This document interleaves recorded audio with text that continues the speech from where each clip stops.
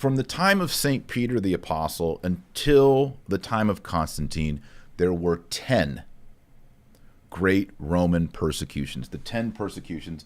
I discuss all of this in my book, The Eternal City. I just signed some copies of these, and Joy is probably already down at the post office. In this book, I talk about how pagan Rome persecuted the church 10 times, the 10 persecutions. The finale was the Diocletian persecution. And really the first and the final were probably the worst.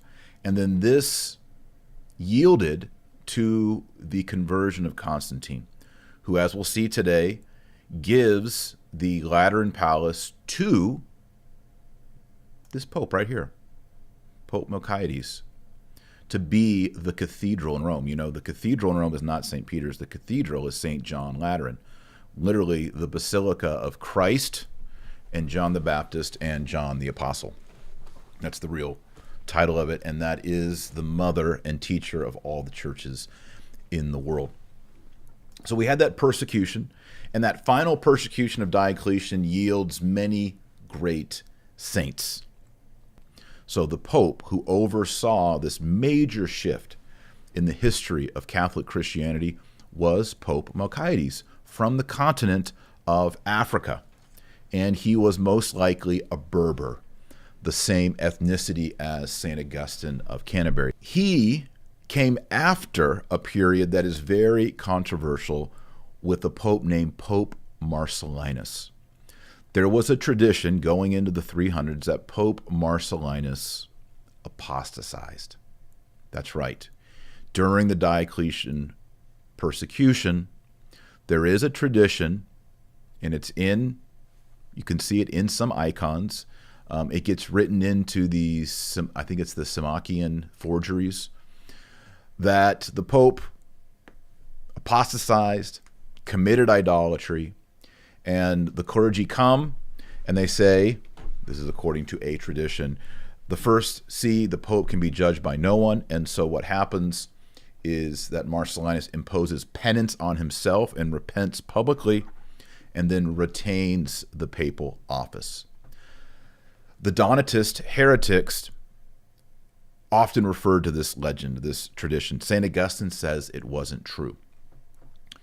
So can a pope be deposed? Does he fall from the papacy by heresy, by schism, by apostasy? Apostasy is denying the faith. It's a hard question. And I honestly can only cite authors saying various things. But the first time it's ever handled actually happens during this time period. Now, Pope Melchiades, he was part of that circle of Pope Marcellinus. If you've read my book, Sword and Serpent, it's a historical fiction. In that book, I actually depict St. George as receiving the sacrament of confirmation from Pope Marcellinus in a catacomb. It's a pretty cool part of the novel. I don't want to do any spoilers. Now, there was a sede vacante. Lots of people like to talk about sede vacantism. But there was, if I did my math right, we don't know all the dates exactly, a 2-year sede vacante during this period. Why? Well, there might have been controversy about Pope Marcellinus. We don't know. Of course, there was raging persecution. This was one of the times where if you were elected a pope or elected a bishop, you were 90% positive that you were going to become a martyr. They were killing the clergy. They definitely wanted to kill the popes, the bishops of Rome. Pope Melchiades is elected pope after about 2-year sede vacante. So there was 2 years, no pope. And then you'll remember that Constantine had the battle at the Milvian Bridge in October of 312. And then in 313, they proclaimed the Edict of Milan, which gives legal status to the Catholic Church. Constantine comes in, and he does 2 important things during the pontificate of Pope Melchiades. The first thing is he gives the Lateran Palace, which was the palace of the Empress Fausta, and he makes that the residence of the Pope, and the seat of all the administrative work of the Bishop of Rome. It's converted from a palace, it's a basilica style, into the church. The other thing that Pope Melchiades did is there was a schism in North Africa. Remember, Pope Malcaitis was from North Africa. The two parties were divided. They were in schism with one another. One party said that if any of the clergy in that area during the Diocletian persecution had apostatized, denied the faith, betrayed the laity, that their sacraments were invalid, and that anyone who received sacraments from these people, notably even baptism or ordination, they would have to be rebaptized and reordained. So the Donatists basically said the worthiness of the sacraments is connected to the worthiness of the minister or the priest or the bishop giving the sacraments. This obviously creates a major crisis, because if you were baptized by one of these bishops and he later denied the faith, or he denied the faith and later you were baptized him, you're now worrying, am I actually baptized? What am I going to do? So these two groups in North Africa were called to Rome by Pope Melchiades, and they held a trial. Now, you might ask yourself, well, why would they come to Rome? Well, this shows early on that Rome and the papacy are the center of the church. The Bishop of Rome believes, and so do they, that he has the authority to judge this situation. Constantine says, the emperor, the Roman emperor, that Pope Melchiades gets to make the judgment because he's the successor of St. Peter, and that Constantine, as the secular emperor, the emperor of the secular world, would then enforce the decision of the Pope.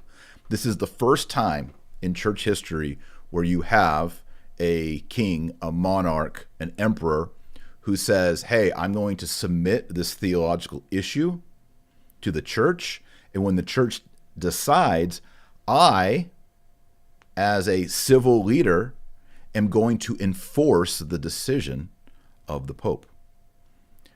This was the practice in Catholicism, beginning with Pope Melchiades, today's saint, all the way up until Vatican II.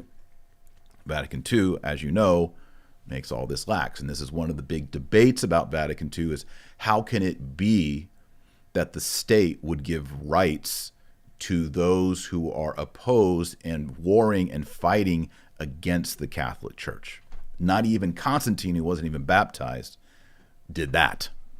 And Pope Melchiades ruled against the Donatists. He said, nope, there doesn't need to be rebaptisms or reordination. If they were done in the proper form, with the proper matter, with the proper intent, this is just classic Catholic teaching, those bishops, those lines stay in place. In other words, Melchiades actually chose what appears to be the more lax position. And then Constantine enforced that. As the emperor, he took away the churches of the Donatists and gave them to the Catholic Church. He enforced the decision of the Roman Pope. So that's today's saint, Saint Malcaitis. We're not talking about modern day popes and modern day controversies. We're going back 1700 years and seeing how this whole church-state thing began to emerge after a 2-year sede vacante with a pope who may or may not have apostatized, and then with an emperor who converts, and we still debate what that conversion meant, because, whether he was baptized at his death by an Arian, his role in the Nicene Council, his establishment of the Basilica of St. Peter, the Vatican, the Lateran, St. Paul's, the Basilica Church Martyrium in Jerusalem, discovery of the Holy Cross by by St. Helena. All these things, it's a giant spider web.